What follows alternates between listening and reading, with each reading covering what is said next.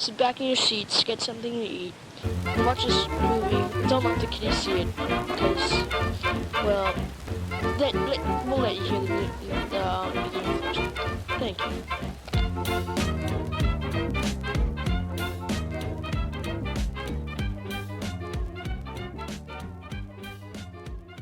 Hello. Hello. All right, guys. Howdy, y'all. Welcome to our podcast. You doing good over there? I'm Sonny, I'm Rainy. and this is Closet Chat. Woo! Woo, woo, woo, woo, woo, woo. So, it's been a while, I mean, it's been like, 2 weeks? and since then, well, more so today, I have gotten more than 6 hours of sleep for the first time in like weeks. And let me tell you, getting enough sleep actually really does like make you better. Oh, does it? I Yeah. wouldn't know. You should sleep more. Yeah, I should, but I can't. I could. You worked on it. Holy moly, I just had like a big heart like burp. You ever have that? I have, yeah.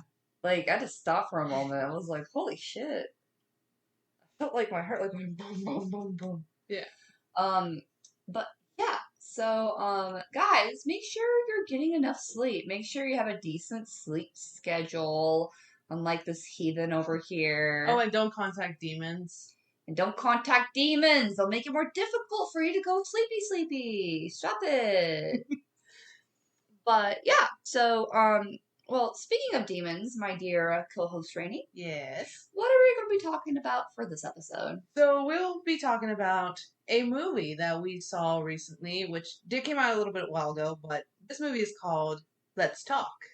Let's talk about it. And guys, with it being, basically the first week of autumn, or second week Second week. of autumn, it's crazy that this year is like, it really flew by. And I think that fits in with the whole spooky season, because isn't that terrifying? Yeah, it's very terrifying. Anyways, but yeah, let's talk. So I don't think we really knew what we were going into. Yeah, It was a very last minute decision. It was because of you. Yeah. So, I mean, I was thinking, it'd be fun to see a movie today. And oh my gosh, there's this new movie I heard about from the Dead Meat podcast. Let's talk. And, I was watching a little bit of it, but then I was like, okay, this actually sounds intriguing. I am not going to watch like the rest of the episode. So, I did not know what I had in store. Yeah. I knew nothing about it, so I was just thrown in. Yeah. Honestly, yeah. With no fucking warning. I didn't know. You knew a tidbit.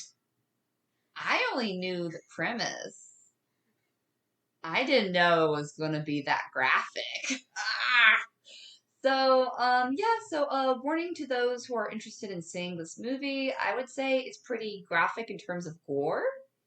It does involve, a child, which is pretty rough to watch, but also kudos to the actor. That was phenomenal acting on his, end. Yeah.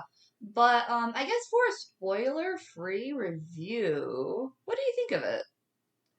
Well, if I can have a time machine to go back and warn myself how graphic it was going to be, I would be more mentally prepared. And that's even if I was mentally prepared at all. Honestly, if I would have known that there was going to be like gore like that, I probably wouldn't have wanted to watch it, to be honest. But I have to say, despite the gore, like I'm not good at gore.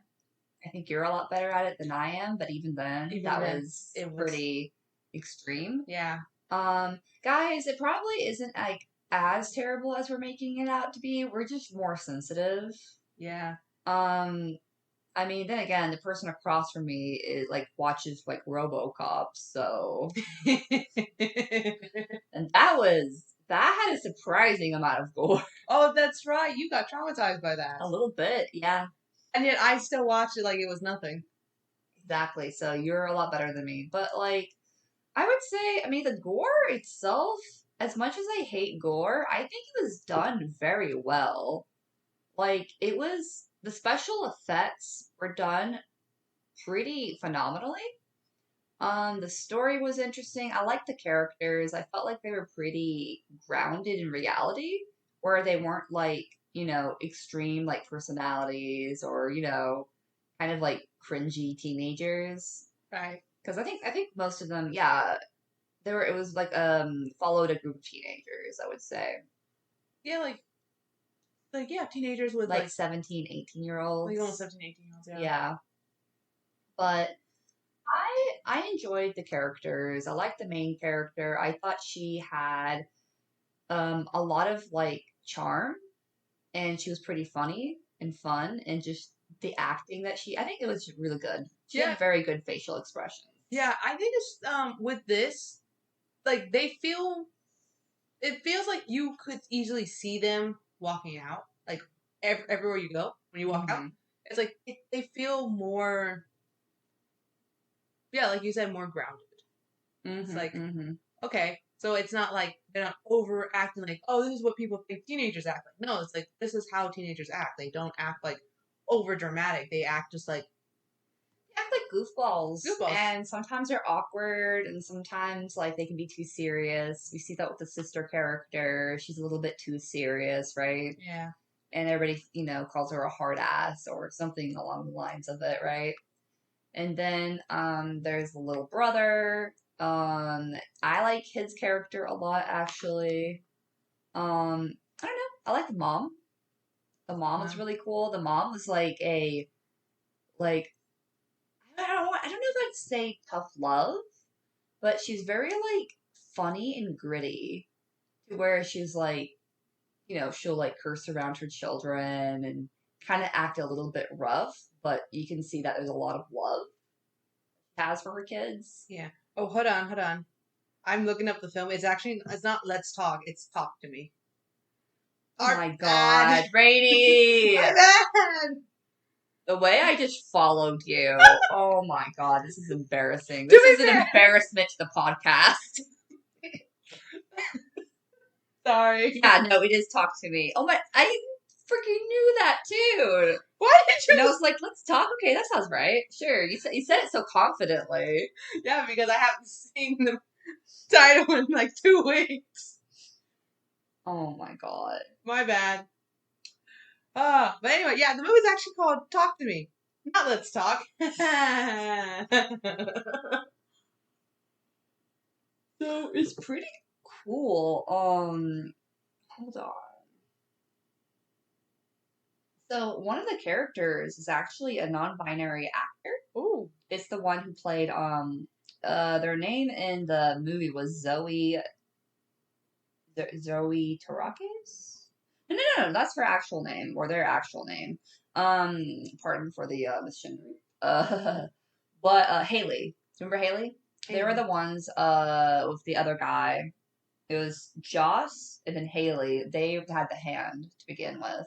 Oh yeah, They're the cool kids. Yeah, they're the ones that were like, hey, let's try this. Yeah, so I really like their characters as well. Yeah. I thought they seemed like they would be like the bad kids at the end, where they're like peer pressuring everybody. But actually, I like the fact that they are pretty down to earth. Yeah, and yeah, they also took safety into measure, because they were like, yeah, you guys need to do this, and you only can be this long. Any longer, you're gonna get yourself hurt. So basically, the basic premise of this movie, I don't think this would count as a spoiler, right? No. So basically, there is a like cast of a hand, right? And when there's a ritual that you can do with that hand, and I think it's the left hand, if I remember correctly. I believe so. Yeah, so it was the left hand, and what you would do is that you'd be in a chair, you'd get tied up because you don't safety precautions, right? Because basically you get possessed, right? You shake the hand, You say talk to me, and then you say I let you in. Yeah.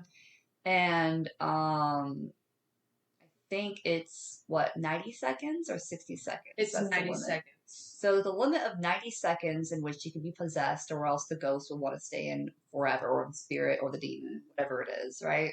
Yeah. And that's basically the premise of the movie. Like a group of teenagers basically use it like drugs, which is a very interesting concept. Yeah. I thought that was very interesting. I thought it was. I think it did a good job with the tension and once again the gore. It was very tense, and the movie itself also deals a lot with grief, Yeah. which I feel like it's a really like horror movies specifically is a really good medium like to explore these like kind of like darker, deeper, like sadder like topics. Because the main character, her mother died a few years ago in the movie, and so she's dealing a lot with like still grieving. And there's also her ex-boyfriend who is currently dating her like best friend, which is the sister Of the of the little brother. Yeah. That's what I mentioned earlier. So it basically revolves around us. I have it right here. So it revolves around Mia. She's the main character. There is the sister. I believe her name is Jade. Yeah, I think it is Jade. And then there's the little brother Riley, and then the boyfriend Daniel, and then of course there's Haley and Joss, and I think one of Riley's friends, I think it was Joe. You mean Josh? Not No. Joss, Joe. I think he's the other little kid. Oh, I think The one so. selling the cigarettes. Oh yeah, I think so too. Yeah. Yeah, so it kind of revolved around them. I mean, I don't know how I felt about the movie. Yeah. I still don't really know how I feel about it. Like, I think it's a good movie, and I think it was well done. And from what I've heard, there is going to be a sequel. Oh wow. Yeah, and it's going to be, I think the way they're going to do the sequel is, shoot, what's that movie? Do you remember the movie Unfriended? I've heard of it. Yeah. Yeah, do you know how it was kind of the format where it was like a Skype call? Yeah. I think from what I've heard, at least it's what I heard in the Demi podcast, that it's going to be in that kind of format. Okay. Almost like a found footage type situation. So it's gonna be like the Blair Witch Project, but more like unfriended. Yeah, Mm. I guess that's the best way to describe it. That's what I've heard at least. So it's pretty cool that there's already going to be like a sequel, and it's going to be interesting to see where it goes because I feel like the ending does kind of like I feel like there's so many questions at the end of it. Yeah. And I feel like that's why I feel so unsure about it because I'm like, I want to know more. Like, I don't feel fully satisfied.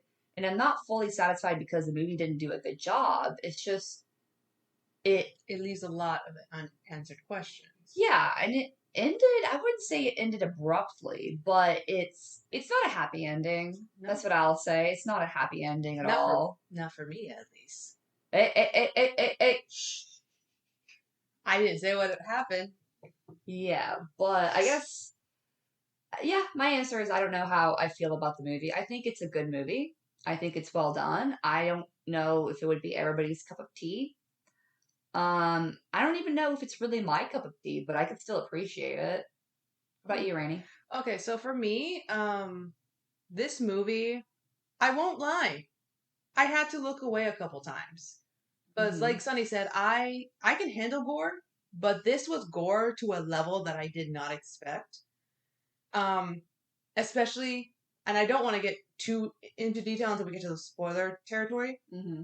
It happened to one of the characters, and it was just not. I just couldn't bear to watch it. Mm-hmm. I think at one point in the theater, you because we were sitting next to each other, of course. Yeah. You heard me whimpering. I wanted to whimper with you.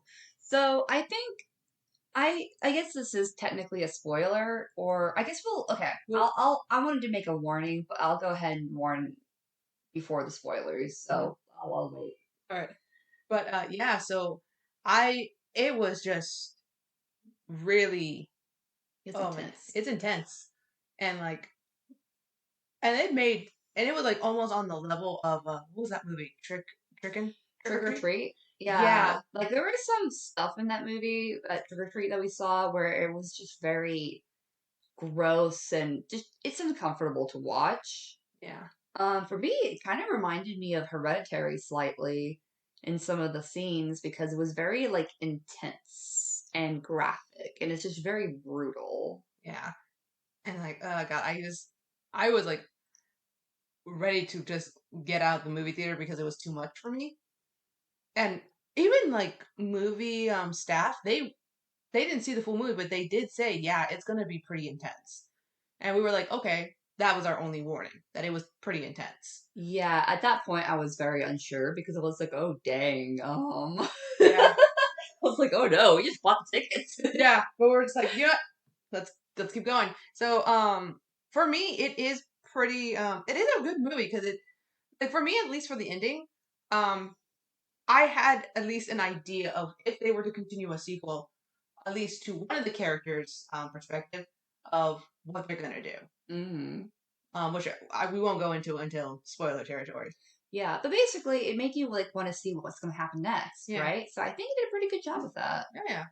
And and like, I really did like it, but I won't lie, it did give me um paranoia for the rest of the day. Oh no, I'm so sorry, It's Rainy. okay.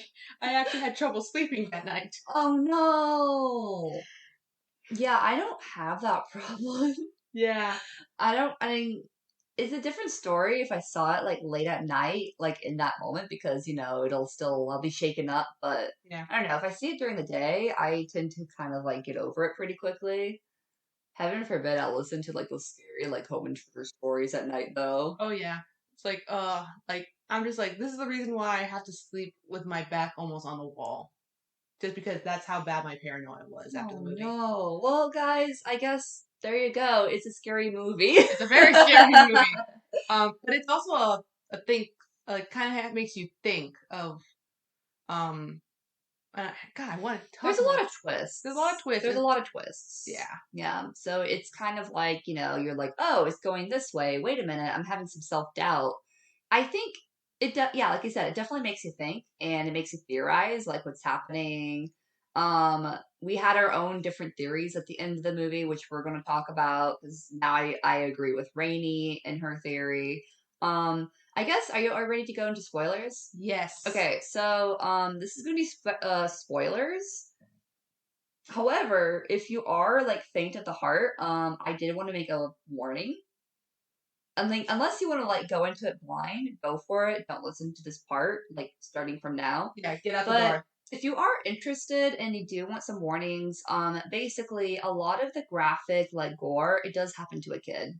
It does happen to like a. It's like a like 12 to 13-year-old child. I think the oldest was 14. Wasn't he in middle school, Riley? Yes, but remember this takes place in a different country. So their education system is a bit weird. That's true. Well, okay, he's basically he's a very young teenager. Yeah, he's like at best Like 13, 14. 14. Yeah. Yeah. I'm gonna look through the plot real quick. Yeah, so basically it happens to a child. I personally really did not like seeing it. However, like I said, he did a pretty good job acting it, but if you don't like violence towards children, this is definitely not a movie for you because it's very brutal. Yeah. It's I think I cried a few times because it was just so brutal what happened to the kid in the movie. Yeah. So I couldn't find it, but I believe they said that he said that, oh, you're not even 15 yet. So he's like Yeah. under 15. So he's like late Probably middle 14. school, early high school. Yeah. So, okay, fully going to like spoiler territory. So first of all, yeah, do we want to like give quick rundown of what happened in the movie? I mean, I have the plot right in front of me. Perfect. All right. So, if I remember correctly, and please do correct me if I'm wrong, since you, like I said, have a plot in front of you, Mm-hmm. it begins at night. And it's you see a house party and you're following this guy. He's going into the house, going through the party, asking around, "Hey, have you seen this guy?" It's his brother. I forget his name. Ducket. Ducket. He's asking, "Hey, have you seen Ducket?" Everybody around him is very passive. They say no or kind of ignore him. And he's obviously very tense and concerned. Going to the house, there was a brief scene where we see the mother, like, in the house, like, cooking food for this giant, like, house party, which I thought was really, like, funny and weird. Because I'm like, how are you okay with, like, all these kids being here? Yeah. And she looked very stressed, which I thought was amusing. But he eventually like finds the room that his brother Duckett is in, and he just like busts in, like opens it, like doesn't open the door. He breaks the door open. He did the whole police busting. Yeah, and there is his brother, kind of. I think he was shirtless, sitting on the bed, He was. hunched over. There is obviously something terribly wrong with him. He looked drugged. Oh yeah. And Duckett, like, his brother, like, he takes him out of there. They're about to leave. And that's when, for a moment, Duckett, I think, I forget what exactly happens. He, like, pushes his brother away or something. I think at one point he stumbles down Mm-hmm. in the kitchen, and everyone has their phones out because they're recording this. They're like finding this funny, and the brother, whose name is Cole, is like saying, "Hey, stop it, stop it! He needs to get out of here."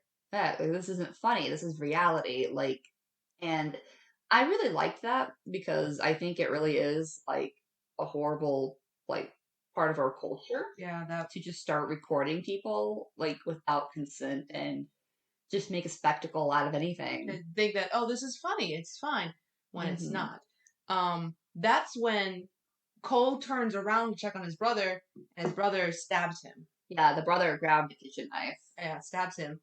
And then, like, everyone seeing that this guy, Duggett went like this, they start scattering away and start clearing a path for him. He walks out the kitchen to the backyard, and there's still like a few people there, like who are like paralyzed, who know, almost like trying to hide in plain sight. like, yeah, they, like, of course, because, it's fight or flight, and, like, everyone right now is at the freeze. If you guys don't know, fight, flight, or freeze, that's what you do in dangerous situations. But yeah, a lot of them were frozen. And what's so creepy, because we did not expect this within the first 10 minutes. He at one point was just looking around, and he, with the knife still in his hand, puts it right between where his eyes are. Very hard and fast. Stabs himself in the head. Yeah. And it's very abrupt, and I think it just ends right after that. And that scene ends. Mm-hmm. And I think that probably was at the point where especially for me, I was like, oh fuck. Yeah, I was We like, fucked oh up. no. We fucked up. Oh nar. We fucked up, and it's like, oh, we're gonna be here for the rest of the movie. It's like, we can't get refunds now. Nope, we should have read the warnings. I didn't even know what the warnings were. Yeah, so very intense, 5 to 10 minutes. And then I think we switch to, the main character, Mia. Yes. She is at I guess kind of like a memorial service for her mother, because it's been like, I don't know, maybe like 1 or 2 years. 2 years. 2 years since her mother died. And she seems to be struggling.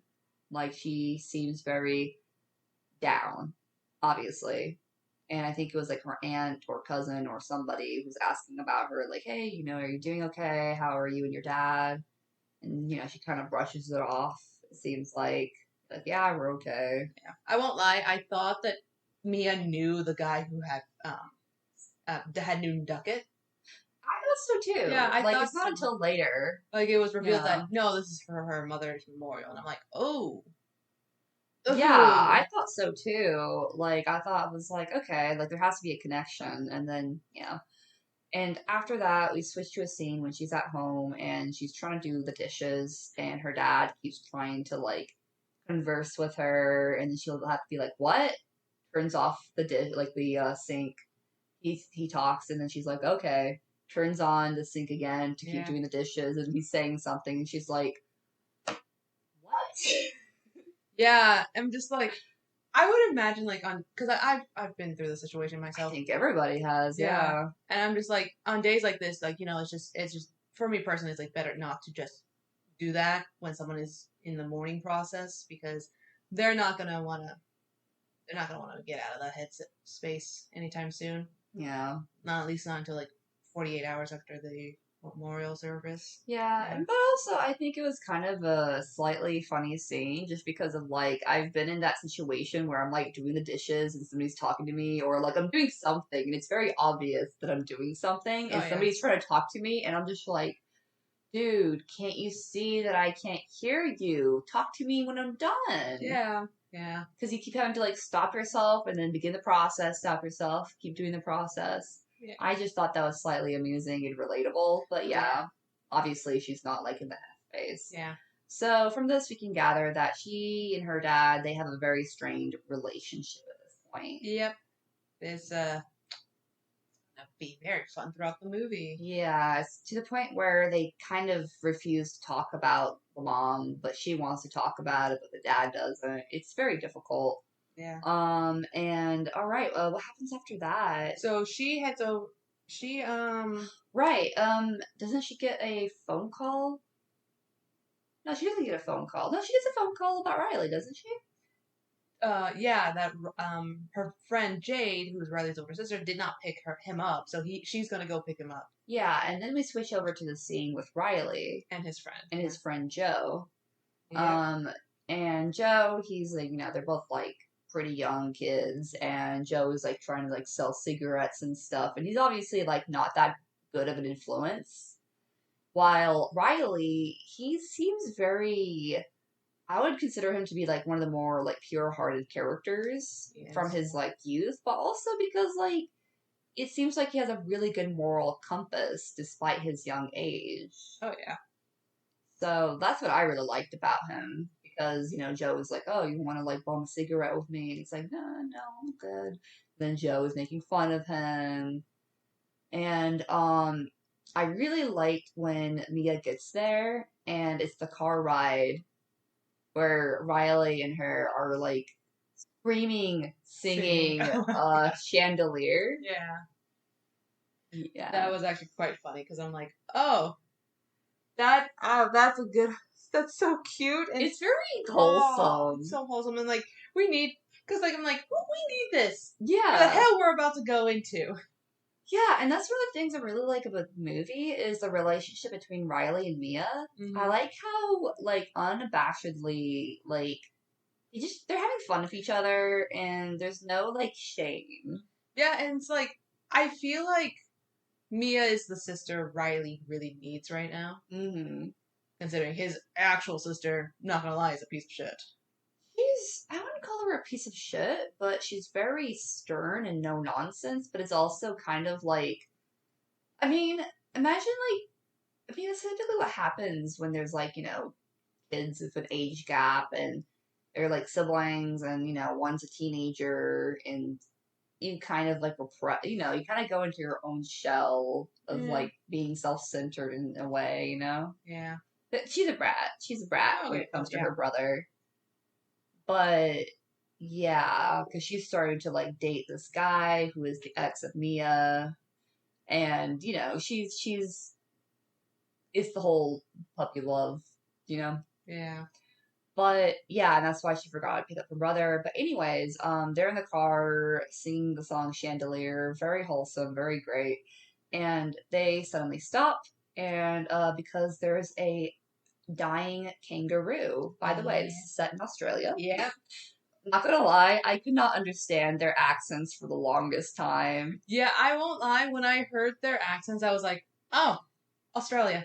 I couldn't understand half the stuff at the beginning. Like the accent just was so weird to me. No offense, like to Australians, but It's just we don't hear Australian accents often. It's very different from like British. Yeah. So Unless you watch Bluey. is it Australian? It's Australian. I did not know Yeah, that. they also have an accent. They have the same accent. It's probably just, but they did have it like it's not as heavy as some of the characters in Talk to Me. Anyway, sorry, just gotta put that out there. Anyway, And I think this is one of the themes of the movie where it's the whole like, what do you do when there is a creature or person or anything in front of you that is like miserable? What do you do? Do you take care of it yourself? Do you end its misery? Or do you just be passive and let somebody else, or rather, assume that somebody else will take care of it? well, I mean, for me, you can't always assume because you don't know if that person's gonna do it or not. Exactly. So it's like, so if you you assume someone else is gonna take care of it, nothing's gonna be taken care of. Yeah, because when you take no action, it's most likely that no action is going to be taken later on. Yeah. Because who knows, the next person might have the same assumption. And it's a really bad, like, I mean, it's a thing that can happen in society sometimes where a whole crowd can see something happen and they all have the same assumption. So, like, yeah, I think it plays a really big theme in the movie of like, do you act, or are you just going to be passive when obviously the choice has to be action? And she, at first it looks like she's going to run over it to like, end its misery, but she doesn't. And the kid is like, yo, what are you doing? And she's like, no, somebody else will do it, right? Yeah. And they keep on driving and they hear the kangaroos like dying whimpers as they leave. And it seems like Mia is very troubled. Yeah. It's the whole, like, she feels paralyzed to where she can't really make a decision. And, so, but also at this point in the movie, I was thinking, why didn't she call animal control? Because for me, it's like, why even like kill it yourself? Why not just call animal control? And it's the whole thing where it's like, I feel like there's always more than one option, more than two options. I feel like there is some sort of option out there that is something you can do, right? And when they do get home, Mia talks to Jade about the whole kangaroo thing, and she even like made a point to be like, "Well, why didn't you call somebody?" Mia's like, I forget what she said. She said, like, I don't know. I just didn't think about it. Yeah. Because like for that, like when you're at that moment, like your brain can only think of so much before it gets overwhelmed. So that's probably what was happening to me. Yeah, so she has a lot going on. But anyways, like I said, they get home, like, that's when you're introduced to the mom character and Jade, the sister. Mia, she's like, hey, I picked up your brother. And Jade is like, oh shit, thank you. Like, she totally forgot about him, right? Mm-hmm. And she seems a little bit distant because once again, she is, starting like to date a guy, and she's very kind of self-centered. And so Mia's like, hey, you don't really answer my calls. And right after she was like complaining about it, Jade's phone starts ringing, and she immediately like, wants to answer it. And Mia is just like, ugh, you would like answer to him but not me. Oh yeah. Mm-hmm. Which, yeah, that's I can see that happening for new relationships. Oh yes. I've been there myself. I know. Don't look at me. Uh-huh. But like, I don't know, they still seem very close, but also it feels I feel kind of bad for Mia because she seems very lonely. Yeah. Especially on like the day of, her mom's memorial. Like you would think, hey, maybe should be there for her right now because she is going through a tough time. Yeah, it's pretty intense. And then I believe we do fast forward a bit where Jade, Mia, and eventually Riley are gonna sneak out, quote unquote, to a party. Right. Okay. So Mia basically on her Snapchat, that's when we discover the whole like ritual, and she's like, "Oh, look at that! It looks so crazy. Yes. Is it real?" And she's like, "Yeah, I kind of want to find out." And 'cause apparently, I think they're both part of the group technically. They are. And so she, she convinces Jade, and Jade's just like, "Oh, fine." And then I forget how Riley joins. So, how it happens is that Jade is saying goodnight to her mom, which her mom realizes that she doesn't do that. She's just like, if you're gonna sneak out, close the door behind you. And it was like, no, I'm not sneaking out. And the mom's like, okay, well, good night, quote unquote. And then Jade and Mia are starting to head out. No, what I like is that when Jade leaves, you immediately hear Mia going, "Oh, okay, are you going to sneak out now?" Like very loudly. And it's just like, shit. We're not sneaking out. I'm pretty sure the mom was like, they're sneaking out. Yeah. They get and then they get out the door, and I think Riley meets him there, and he says, "Yeah, what if I told mom about blah blah blah?" I don't know. Like what if I told mom you forgot to pick me up? Yeah, that. And Jade is just like, "Fine, come. Well, come with us." And so all three of them go to the party. Mm-hmm. And that's when we fast forward. They're at the party. They go into the room, and there's a bunch of people. One of them being the boyfriend, which is I forgot his name. Daniel. Daniel. Okay. Yeah, Mm-hmm. Daniel. And then also meet the other two, Haley and Josh. Mm-hmm. Everybody else is just extras. Just extras. we don't care about you guys. Care about them. But yeah, that's when they I think Haley brings out the hand out of their backpack, and they're talking about it, and they're like, yeah, like this is like the hand of a medium. And then Joss is like, yeah, no, like there's like the hand is inside there. Like it's like, if you broke it open, you probably find it, like a mummified hand. And they're like, yeah, I mean, it could be a medium, but I also heard that it was like a Satanist's hand. Yeah. To like summon like demons and shit. Yeah. And like, oh my god. And like everyone, like I remember everyone got quiet, and both Haley and Josh were asking like, who wants to go first? Who wants to try it? And Mia was like, I'll do it. Yeah. And this is especially after Mia was having a little bit trouble going to the party because everyone was like not treating her well. Yeah, they were kind of ignoring her, dismissing her, and she really wanted to fit in. Yeah. And even Haley, I think Haley pulled Jade aside and was like, hey, are you sure about having this person here? Like, I don't really like this, like, Mia.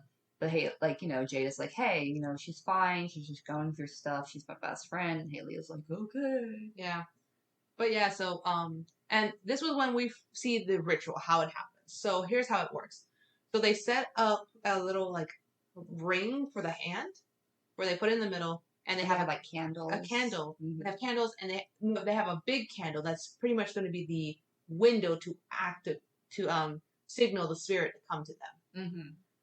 Mm-hmm. And before they touch the hand, the person who's going to participate has to sit down in a chair and has to be strapped into it. Like they have to have a belt, like a very strong leather belt to strap them in. And Josh even says, "Trust me, you're gonna need this for what's going to happen because you don't know what spirit's coming in. So you need this as a safety precaution." And this actually ties into the beginning of the movie.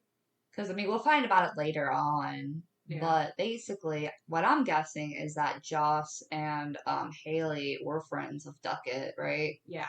And they might have been at the party for all we know. They might have witnessed it, so they're like, we need to make sure this never happens again. Right. And then... yeah, and going back to the ritual. Yeah, and that's why they're pretty adamant about the time frame, too. They are. So I was about to say that. Like, they said that we are going to only let you do it for 90 seconds. Once 90 seconds are done, we're going to stop the ritual. So the ritual starts with lighting the candle up, saying, lighting the candle up as an invitation for a spirit, and the participant has to touch the hand like they're shaking it. Mm-hmm. And they have to say, talk to me. Title screen. Mm-hmm. No. See the title screen. They're like, "Oh shit, we're in a movie." Yeah. Yeah. Yeah. And then there is a spirit that comes in. Now it's a random spirit every time, but the spirit is shown I believe the spirit is shown how they died. And if you pull away after freaking that out, they will say, no, go ahead and do it one more time, but you're going to see a different spirit. All the spirits low-key look wet. Yeah, They look moist as hell. They look like they drowned. Yeah. Yeah. But yeah, so so you do that, you see a spirit, and then you say, I'll let you in, which allows the spirit to possess you. Mm-hmm. And then you let this happen for 90 seconds. After the 90-second mark hits, I believe you have to blow out the candle to separate the spirit. You have to let go of the hand and blow it, I believe. Oh yes, you have to let go of the hand, and you have to blow the candle out, so that way the spirit can be removed from your body. Like the session is done. Or else, if you go longer than 90 seconds, the spirit will want to stay in you for the rest of your life. You lose your soul, basically. At least it's what Haley says, or Josh. Yeah, one of those two says. And everybody is like, oh, what bull crap is this? But Mia's like, I'll do it. I'll try it. She looks excited. It looks like she's also very skeptical. And so she goes, through that entire process of the ritual. And immediately her eyes start to blacken. Her face starts to change in color, veins, and it's very creepy. And like her voice also changes a bit, like to match the spirit's voice in a sense. And yeah, it's disturbing. It is very disturbing, and we do see the spirit because she sees it, and she's like very like, oh shit, what the fuck? Yeah, and at one point, the spirit is pointing at Riley. Yeah, he's like, he's gonna get you. Yeah. Which is, ooh. Oh no. That's a, foreshadowing. Yeah, it's, very disturbing. Mm-hmm. And, so then, so once the ritual is over, we fast forward to nighttime. Well, yeah, the ritual is over, and Riley is like, oh, yeah, I mean, not Riley, Mia was like, oh, yeah, that was fun, and so we kind of get a bit of a, montage, I think. Do we see a montage at that point? No, that's later. Okay, so basically it's just like, yeah, it's a fun time. So, yeah, like you said, Forward, and, like, Riley is pretty scared from what happened earlier, and he tries to go into his sister Jade for comfort, and she's like, no, you're like 14. You're a big boy. You're a big boy. Get out of here. You're fine. It's fine. Mm-hmm. And so he goes over to Mia, who decides, like, hey, yeah, come on. I'll comfort you for the night. And it's more of like, like she's just making sure that he's able to sleep well. Because, goddamn, I would be traumatized too if that happened to me. Yeah, well, it's interesting because the spirit possessed her. And so technically it's like, yeah, it was a spirit, like, intimidating him, but it was also Mia, so I'm surprised that he would go to her for comfort. Because I believe he knew that was not Mia. Mm-hmm. He believed, like, okay, that's someone else possessing her. Yeah, I mean, that's why he was scared to begin with, because he realized, like, this is kind of a real deal. Yeah. So it was like, oh, yeah. And, like, they talk, they were like, oh, yeah, it's pretty tough with what's going on in their lives. And like, and I believe, like, at one point, when they're both sleeping, something touches Riley. And I was just like, huh. Like, it caresses his shoulder. Yeah. At first we were thinking, like, it's Mia, like, kind of, like, because she takes his phone out with his hand, because he fell asleep with it. And she was getting ready to go to sleep. So then when it happened, like, went to the hand, like, at first you think it's her. Yeah, that was well done. Yeah, I'm just like, huh. And I'm like, yeah. And then I believe the next scene is Mia and Jade trying to convince Haley and Josh to bring the hand back. Yeah, they're like at school. It's like after school is over or something like that. Around school time. And they're like, hey, let's do it again, but let's do it at just a small group, just us. Mm-hmm. And like they were able to convince Haley and Josh to do it. And I think Jade is like, yeah, we can do it at my house. Yeah. Or I think even Mia was like, hey, Jade, I'm going to do it at yours. I forget how exactly it came about. Yeah. But like they decided to do it, and this is after Jade and Riley's mom goes for the night, like to work or whatever. Yeah, so this is funny because the mom is like, are y'all having a party? Yeah. And she's like going back and forth between the different the sister, like Jade, Mia, Riley, and his friend Joe. And everybody's like, no, we're not having a party. And she's like, okay, well, if you're having a party, you're gonna be in trouble. And they're like, no, we're not. What? And she's like, okay, I'm leaving then. She's just very suspicious, and I think she's a very funny character. Yeah, it was so funny. I was like, oh my god. Like, and it's like, well, they're not exactly having a party. They're having more of a get together. Mm-hmm. But they just are like, yeah, we're just gonna do something. Yeah, because Daniel arrived, and that's Yeah. when like she was like, "Oh, are y'all having a party?" Yeah. Yeah, and then Daniel was like, "What? No," and everybody's like, "No, we're not," and she's like, "Okay." They're like, "It's just a get together." Yeah, That was and yeah. yeah. So then they're setting shop, and Haley and Ross arrive. Josh. Is that Ross? Ross? Oh no. Ross from Friends arrives. No! And they kill him. No. In a satanic ritual. Oh no. And then the rest of the show, Friends, gets better from there. I hate Ross. So Joss and Haley gets there after the mom leaves. They're I think there's a brief like montage of them setting it up, like getting the candle, getting the hand, and it was kind of like the way they did it was cool. Yeah. Yeah, they did that, and then I believe Mia was the first one to do it because she was like, I really love doing it. Mm-hmm. And then that's when we start getting to another montage of each person. No. I'm sorry. No, not yet. It's Not the yet. boyfriend, Yeah. Daniel. Daniel goes next, and oh my god, I won't lie. That was probably the most uncomfortable scene. So basically, he gets possessed by a really horny demon. Oh yeah, very horny. And he's like making eyes at like Mia, which like Jade is like super uncomfortable with. Mia is like laughing. She's like, "Oh my god." Like horrified laughter kind of thing. Yeah. And he starts like trying to like touch himself. Then he like his chair falls over and he's like grinding against the floor. And then the dog goes over to him and he starts like making out with the dog. And from what I've heard, apparently that was like a puppet dog. Oh, good. Yeah, but like still the way because you would see like the dog's fur like all over his face and mouth. Like that was I don't know how the heck they did that. I have no idea. And but then also I just want to say the dog is a bulldog. It's a bulldog. He's stinky or she's stinky. Yeah, and if you know bulldogs, they are their face very wrinkly, and their scent gets everywhere. They are stinky. They're very stinky. Anyway. So he makes out with it, and then they cut the ritual, and he's just like, "Oh my god!" And everybody was recording, so he's like, Haley was recording. He's like, "Get that off your phone, delete that." Yeah. And they're like, "Nah." And he's like, "Bro, what the fuck?" So he storms off, and I think Jade goes after him.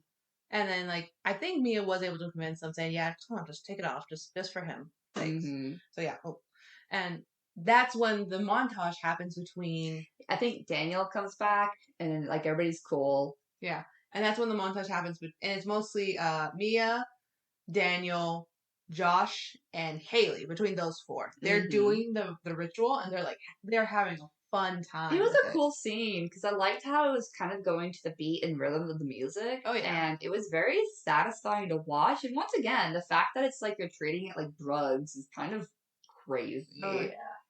It's oof. And then at one point they're like, okay, let's start packing it up. We've had our fun. Mm-hmm. That's when Riley was like, hey, what about me? Can I get a turn? And was it? No, I think it was Joe who wanted to do it. No, it was Riley. No, because remember when Joe was like wanting to do it and then they were like, no. And then maybe Riley was like, I forget. Yeah. But I know at one point Riley wanted to do it and everyone not just Jay, but everyone was like, nah, man, it's way too intense for you. Because you're a kid. You're a kid. You're not even 15. I think they were like, in a way, they were like, we can handle it because we're almost adults. Mm-hmm. But for Riley, no, it's way too intense. You might not be able to enjoy it the way we do. Mm-hmm. Well, I think it was mostly Jade. It was mostly who was like, no. Yeah, mostly Jade, and everyone was like, oh, we don't want to piss her off, so we're gonna go with it. But she's the older sister. He's her responsibility. Yeah, but they were still like, yeah, no, it's way too intense for you. And I think at one point he was bargaining. He's like, only 15 seconds. He didn't want to do long. He just wanted to do just enough to just at least understand it. Yeah, and then I think Mia was the one who was like, oh, come on, Jade. Can't we at least do 30 seconds or something like that? Yeah. I don't think, no, because Jade wasn't even in the room when they finally did it. She wasn't, because Jade got pissed off at Mia and Riley and then, like, stormed off. Because she Yeah. was like, no, that's my answer, no. Yeah. And then Mia is like, oh. And then Riley is like, Mia, can you please let me do it? And Mia's like, I don't know, maybe this isn't a good idea, because she's Yeah. starting to have, like, a lot of self-doubt. Yeah. She's like, oh, maybe I shouldn't have, like, tried to, like, convince, like, Jade, because maybe this isn't a good idea. But then, he's doing the puppy dog eyes, and she's like, okay, let's do 40 seconds. I think it was 40 seconds. 40 seconds? I thought it was 15. No, I think it was 40 seconds. Okay. Yeah, because it was under 60, but not like that low. It was like 40 seconds. Okay. And so she's like, okay, guys, let's do it. And everybody is like, okay. And they were all like taking the precautions, like, hey, we're gonna do this. You know how to do the whole thing. And so Riley starts doing it, but then we see him looking shocked. Like he's seeing something, like none of us can see it. None of the characters can see it. We don't see it as the audience. And he's like shocked. He doesn't know who this is. Like he knows who this is in a way. Mm-hmm. And like he doesn't like, but he still says the words, "I let you in." Mm-hmm. And then it's found out, and then we find out that it was Mia's mom, right? Yeah, it was Mia's mom. It was Mia's mom who took possession Mm-hmm. of him, but then that's when something starts going wrong.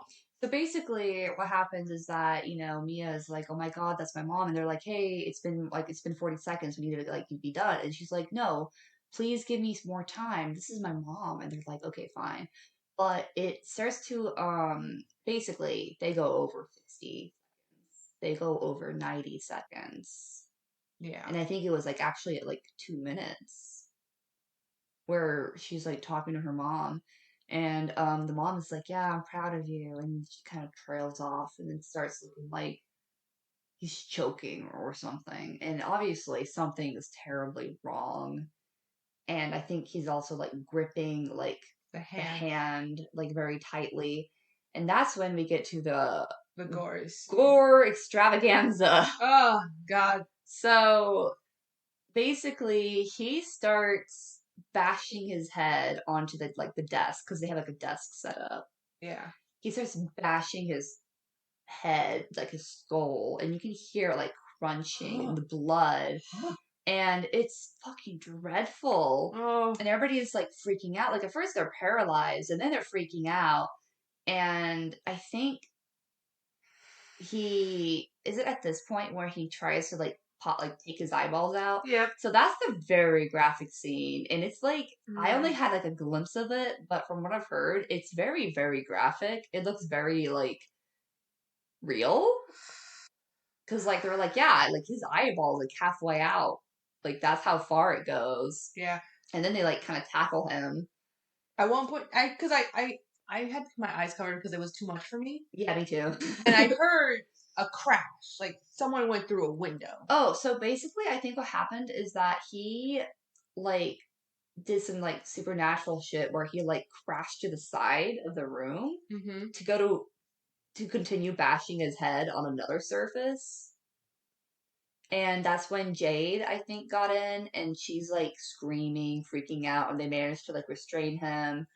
And that's when we kind of like have a slight forward where the police are there. Mia is washing her hands, and it's just awful. Like, Yeah. I think pretty soon after that, they end up at the hospital, and Riley looks horrible. It is so horrible. I couldn't even stand to see like his face was deformed. Like it was disfigured. Yeah, and I'm like, I think at that point that's when I started crying, because I'm like, oh, Yeah. poor kid, he's Me in so much too. pain. Like so much pain, and like you could still see that it's a kid's face despite it looking so like mangled. Yeah. And that was rough because like he no longer looked like Riley, but we knew that was still Riley. Yeah, just oof. It's just very sad. I don't like seeing like violence on children. Yeah, just oof. And yeah, so we're at the hospital, and I'm trying to remember what exactly happened at this point, if you want to take over. I think at this point, Oh, the mom, she's like, me, like, she basically, Yes. everybody is blaming Mia. Yeah. Jade is angry at Mia. The mom gets there. She's angry at Mia, and she's basically like, never talk to me and my family again. Mia leaves. She's crying because obviously she felt horrible, right? Yeah. And then she's starting to see her mom. I Like, she sees her in the reflection of one of the windows yeah. of the hospital rooms. Yeah. It's like it's like I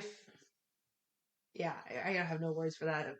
But yeah, at one point she starts seeing her mom, and then She like follows her to like the men's bathroom, I believe. I don't think it's the men's bathroom, just the bathroom, and I thought it was the men's. I saw this men's sign. I think maybe it was unisex. Maybe, but she goes to like the bathroom and there's a stall that's locked and it's like creepy lighting, and then she starts to hear like scratching at the stall door and banging, and I think she hears her mom like begging to be let out. Yeah. Oof. Mm-hmm. Yeah, and then after that scene, because Mia was able to open the door, but no one was there. Yeah. She decides to go home, but like she's like mentally She's distressed. shaken. She's shaken. She's like traumatized as hell. They all are. Yeah, and then Daniel, like even though they're exes, they're still friends. Yeah. He's like, hey, let me stay with you for the night because I know you're still pretty. She asks him to stay for the night. Oh yeah, that. And he looked a little bit complicated because he's like, yeah, Jade is his girlfriend, and he probably shouldn't be with Mia because Jade is pissed off at her. Yeah. And that's also the whole thing of like spending the night at another girl's house is like, even if it's like a friend, Yeah. something you don't really do in relationships, but he wants to be there for her. And so he does spend the night. Yeah. And then this is where the most unhinged, disturbing scene happens. So Mia is asleep. Mm-hmm.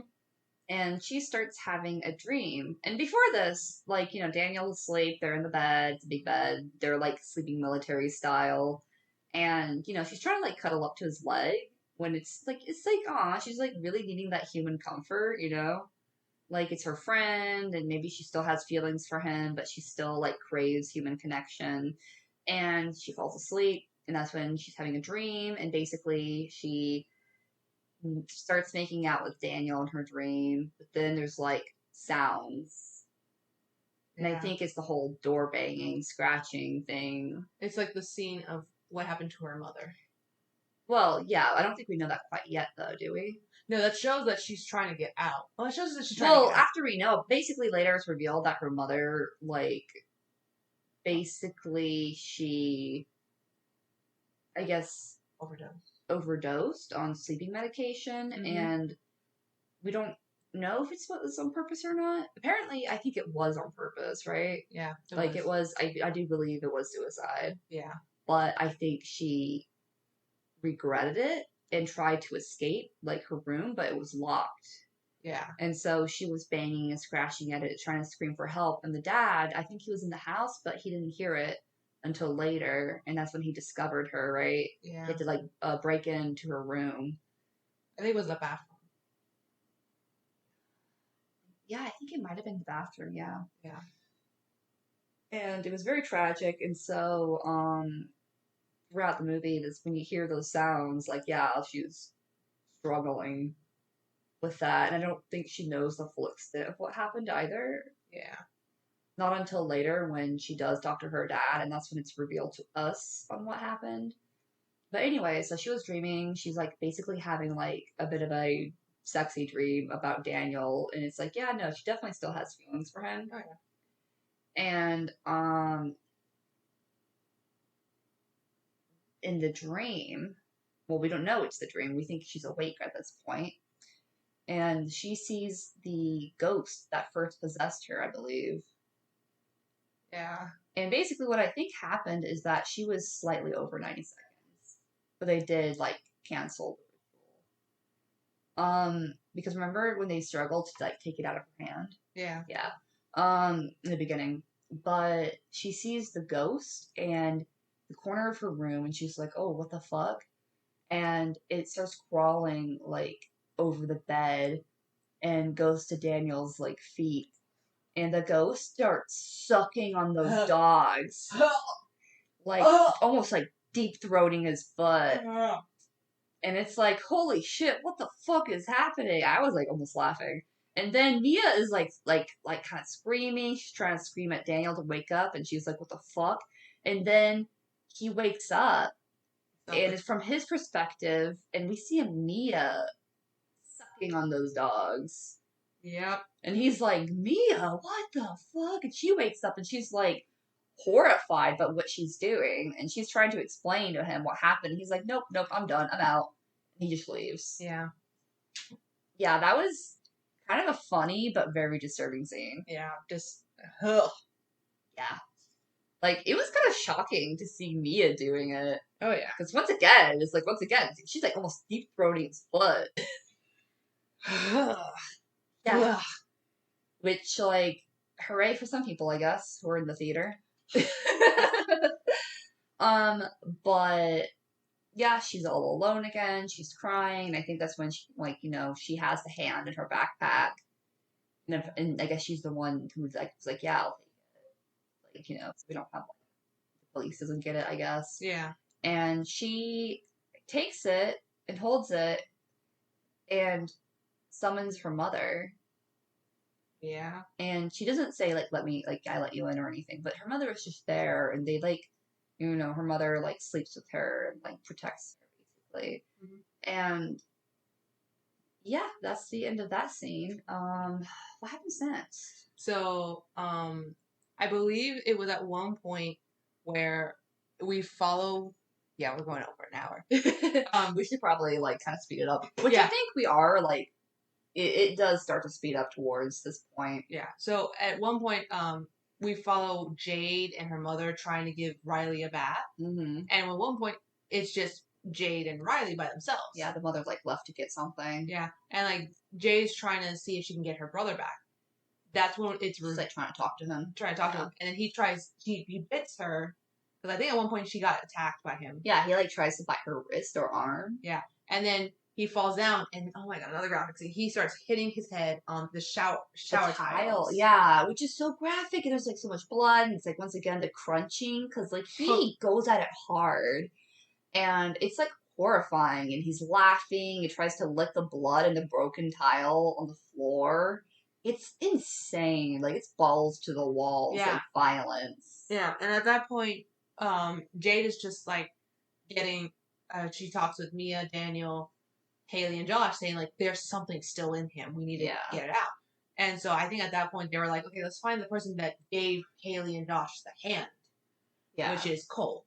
Mm-hmm. And he's, like, saying, I'm not helping you guys. Because I think it's a curse. Like, yeah, he doesn't want to deal with it. Like, he killed his brother. He killed his brother, yeah. And he's like, I don't want to help you with that. Because you guys did this on yourself. Like, you know, that's what it seemed like. Because, like... Well, he also said that, okay, guys, like, if you really need my help, give it time. It's going to go away after some time. Like, it's just have him be restrained, give it some time, and the spirit will eventually leave him. Because it's going to get weaker. Yeah. That's what he talks about. Which, does turn out to be the case. Yeah. Unfortunately. I mean, it's good that was the case, but it's unfortunate for Mia. Because it is around this point where basically she feels like she needs to take the responsibility of saving Riley. Yeah. However, the spirit that is her mom, quote unquote, is telling her that Riley needs to be saved. And basically, there's a lot of manipulation on, like, going on Mia. Like, the spirits are manipulating her. Yeah. And it was revealed that what's happening to Riley, too. Because at one point, they decided, like, oh, let's see if we can try to talk to Riley. Let's see where he is. Right. In the hospital. And Mia was the one who did it, but she doesn't see Riley. She sees a little girl. And it's like, oh, that's heartbreaking because it's like an actual little girl. Mm-hmm. And she asked the little girl, like, hey, do you know where he is? And the little girl's like, yeah, but you're not going to like what you're going to see. Yeah. And the little girl does show her Mia what's happening. Which is cool because the little girl says, I let you in. Yeah. And it's like, and that scene is like so terrifying. Yeah, basically, it's like you see glimpses of just like a flesh amalgamation. And it's like, different spirits' bodies, all naked, all around Riley, basically devouring him and torturing him. Yeah. And like, and that's when Mia starts losing herself. Like, Which, like, I wonder if that was manipulation. Like, was that something that was actually happening to Riley, or was that like manipulation? yeah. So it's like that's something that I don't know what's the actual truth. Let's see what else. Yeah. So at one point we're gonna fast forward a bit. Basically, I think Mia's at home. Yeah. Trying to figure out what the hell is happening, and she's talking to her mom, and her mom. Oh, wait. She goes home after that, and her dad and her talk. Yeah, and she finds out that her mom left a suicide note. And that's what her dad was like struggling with because he didn't want to like expose that to her. Yeah, to basically be like, yeah, your mom killed herself. Yeah. And he has a lot of guilt because he feels like he should have saved her. Yeah. And like Mia's not believing. It's like, no way, she would not have done that. And it's like, well, I think she started believing it, but afterwards, or during, or like at the end of that conversation, her mom, the spirit of her mom appears again, and she's like, he's lying. I did not do that. I did not do. He's not who he says he is. That's not your dad. And she's in her room at this point, and we see her dad like aggressively walking towards her room and starts pounding on the door. We don't see it, we hear it. Hear it. Yeah. Yeah. And then it's going back and forth. Like we see Mia trying to protect herself from her quote unquote dad, but we also see her dad still sitting in the living room with the note in his hand. So that's when we're like, oh, that's not what's attacking Mia is not actually her dad. And I think he also sees the hand. Because I think she left her backpack there with the hand, and I think he opens it and looks at it, and he looks very confused. Yeah. And then, like, that's when he runs over to Mia because he hears thrashing. And at this point, when he goes over there, like, at the door, the quote-unquote dad spirit, whatever, dad, whoever's, like, pretending to be her dad, is basically choking her out, and she's struggling. There's a scissors, like, not far off from her on the floor that fell, and she's trying to, like, reach for it. Yeah. And this is when things get sad. Yeah. So at one point, her dad's able to get in, and he sees her on the floor. He doesn't understand what's going on, so he goes over there to check on it, and that's when we see it kind of merges both the what's happening to Mia and then what's actually happening. She stabs her dad in the neck with the scissors, and he starts bleeding, and he's like, and this is when she comes to realization, like, oh, I know what to do. She's like, oh shit, I stabbed my dad. And then she's like, yeah. Yeah. So she basically. So we don't know what happens after that technically, because the next scene is Jade receiving a phone call from Riley. Not Riley, sorry, Mia. Yeah. And you see Mia like in the car, and you don't like, it's not very like in focus, so we can't really tell where she is. Right. Yeah. But we can see like trees. Right? And we're like, okay, what's happening? But she's telling, like, hey, can you come over to my house? I need help. And then Jade is just like, okay, fine, I'll do it. I'll go over to your house.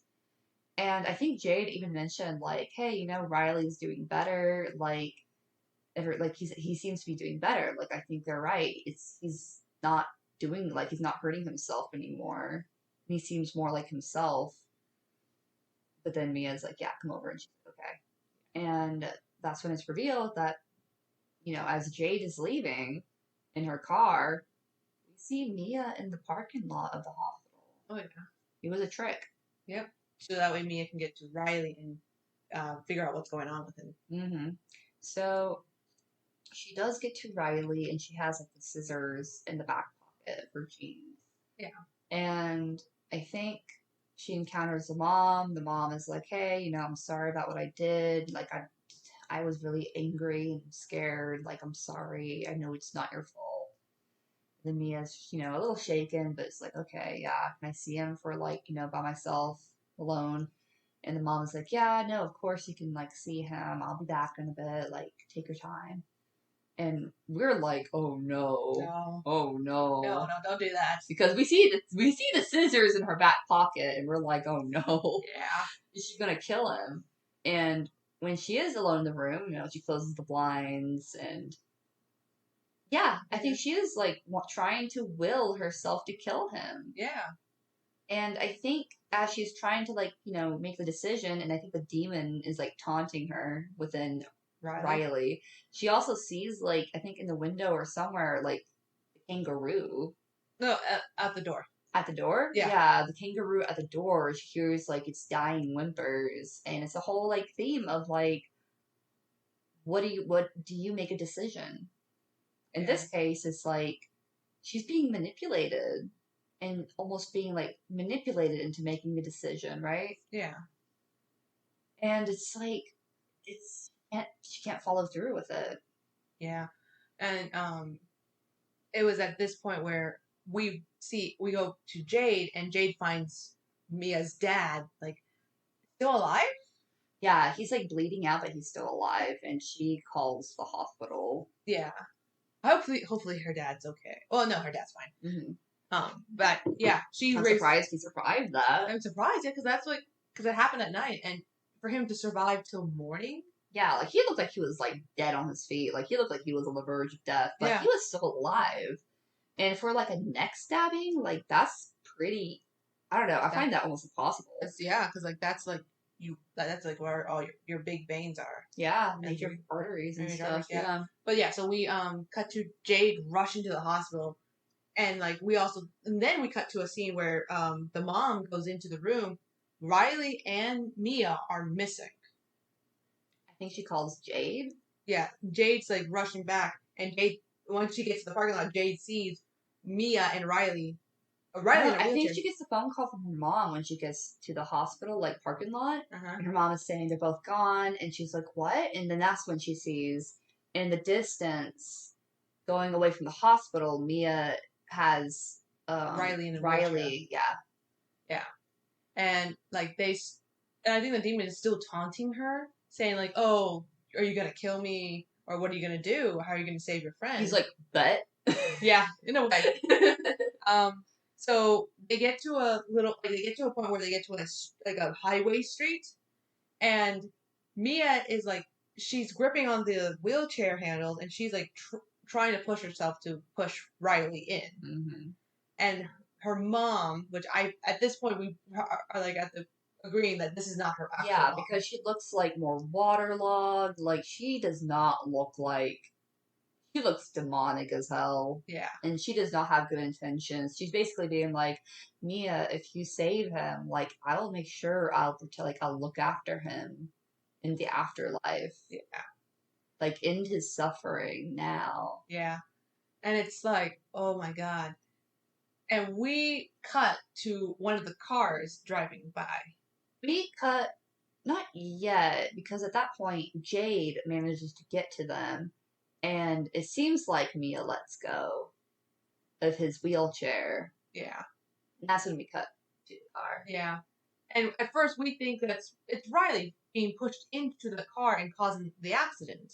Oh, well, first we're in the perspective of the car, right? Yeah, it's just like a random couple, and they're driving, and basically somebody hits their window, they crash into somebody. It's like a tragic accident. Yeah. And like you said, we think it's Riley. Yeah. And then we continue watching the scene, and we see the person we see on the street, it's not Riley. It's Mia. And she's getting up, and she's just looking around, like, kind of confused with what's going on. Yeah, and she sees, like, Jade holding on to Riley in the wheelchair. She's like... Oh, yeah. Yeah, they're at the edge of the highway. She's, like, holding on to him, and we're like, oh, shit, Mia fell, but I guess she's okay. Holy fuck, what? Yeah. But that's when we start getting quick cutscenes. Yeah. Like, Mia doesn't know what's going on, and she's looking around, and she sees that Riley's better. Well, hold on. Yeah, hold on. No. Yeah, she does. Yeah. But basically, it goes from being in the highway, seems like, she's kind of being ignored, she looks confused, and then we're quick cut to the hospital, and she's like, wandering around, and she sees, like, Riley's room. And earlier in the movie, there's another room in the hospital where it's like a guy with like a neck brace, I think. With an old man, yeah. Yeah, and he seems to be better in the scene as well. Yeah. And we see like Jade and her mom with Riley and the doctor, and they're like, Riley's like, yeah, I'm feeling a lot better. What have I missed? Yeah. And then while Mia's looking at that, she turns her head and she sees her dad walking down the hallway. Leaving the hospital, going to the elevator, and it's just at this point we realize that a lot of time's passed. Yes, because at one point you were confused. You thought that it was like a few days when it was actually probably a few months. Mm-hmm. And then, so yeah, and I think she looks down at her hand. she looks at the mirror first. She looks at the mirror first. She doesn't see her reflection. That's when she looks down at her hands, and her hands are all because I think she goes to the bathroom or something. No, she's walking down the Oh, hallway. right. Because basically, it's very surreal and abstract. Yeah. Like, suddenly, it's like the environment is constantly shifting. Yeah. That's when there's like a mirror. And earlier in the movie, she talked about to Riley when he was asleep in the bed with her, you know, wanting comfort. He was asking her, like, do you have nightmares?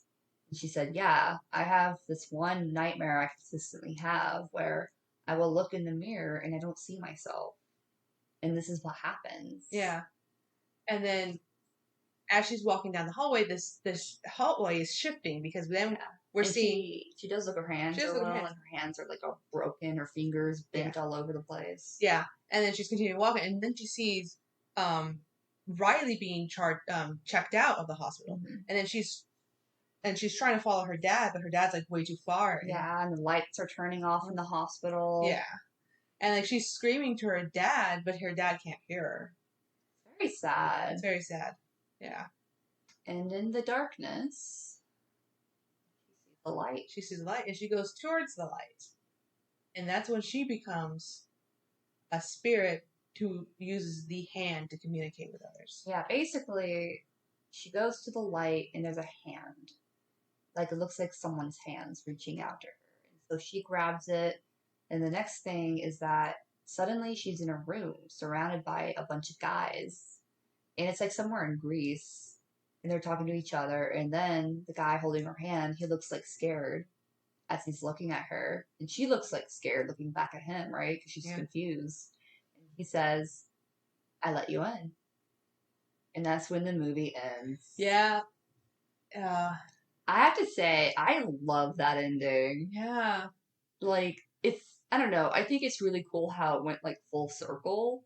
And the way it's like it's a slow, horrific scene of realization. Yep. And that is Talk to me. Yeah. Yeah.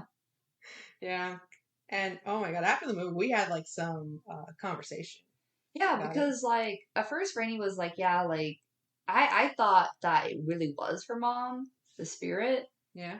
But you were on the page of like, no, they are demons manipulating her. And I think you're right. Because the more I thought about it, I was like, shit, you know, she was being manipulated the entire time. Especially since the reason she could see them was because she slightly went over 90 seconds. Yeah. Maybe not as much as like Riley, but it was still enough to where they were like, oh, they were lingering. They were lingering around. Like they were like, let's see. What can we do? And it's the fact that she was possessed so many times. So there's like a lot of spirits who are probably like aware of her, right? Yeah, so it's like, she unintentionally painted a target on her back. Yeah, and it's really sad because like she is a very tragic character in my opinion. She's the one dealing with grief, and then everything horrible. Like, what happened to Riley was horrible. Yeah. Especially like at his age, just the circumstances, like it's awful. And the fact that he recovered and looked like normal, that's a miracle. But for Mia, she has to live in the guilt, and like she doesn't survive it. Yeah. And I'm really curious to see what the sequel is going to do with that. Like, I really hope it follows Mia again. Or at least that she's a part of the movie. Maybe the main characters are trying to get her or something. Or like, I think you even said, like, maybe I don't know if it was you or somebody else, but they were saying like maybe she's gonna try to like warn others. That was me, yeah. Yeah, you were talking about that. And I Like- think I really like that. Yeah, like she's gonna try to make as much contact as much as she can, and be like, don't continue doing this. This will kill you, or this Mhm. will hurt somebody. Like I feel like she would try to warn as many people. I hope so, because I But- guess my question is for the spirits, like, do they like lose themselves over time? Because they seem like they almost become like animalistic or not very human, you know? Probably they probably do start to lose themselves. They throughout the years that they're not, that Mhm. their spirits are no longer. Because it seems like time moves very quickly, and their time, like time for the spirits, moves very slowly, whereas time is moving like very quickly in like the normal like plane of existence. Yeah. So I'm very curious. Like honestly, I'd be down to see the sequel. I don't know if I don't know. It's like I said, I don't know if I really like the movie, but I am intrigued. Yeah. Just oof. Yeah, I know for a fact that if I see something like what I just saw in the movie, I'm probably gonna be. Oh man, if it's like as graphic as that, oh man, that's gonna be a struggle. Like, I mean, at least we can close our eyes and look away, but Yeah. it kind of sucks because I feel like I do miss a part of the movie. But it's like I can't handle it. I'm not Oof. good at gore. Oh yeah. It's like oof. I can listen about gore and like learn about it, but it's different actually like seeing it. Yeah. It's oof. Especially with like CGI and special effects getting better and better with each year. It's impressive. Mhm. And it is like kudos to them for being able to achieve that, but not my cup of tea. Yeah. I actually legit had to go watch Bluey to be stressed because I was like, okay, time to get my A child different story set in Australia. Yeah. with blue dogs. With blue dogs. Yeah. Yeah. But yeah, guys, if you do like horror and you are okay, Like if you have a strong stomach. if you have a strong stomach and you know, it's like I do think it's a good movie. Oh, I would yeah. highly recommend it. Just not for the faint of heart. Oh yeah, it's like, oh yeah, you're gonna have to.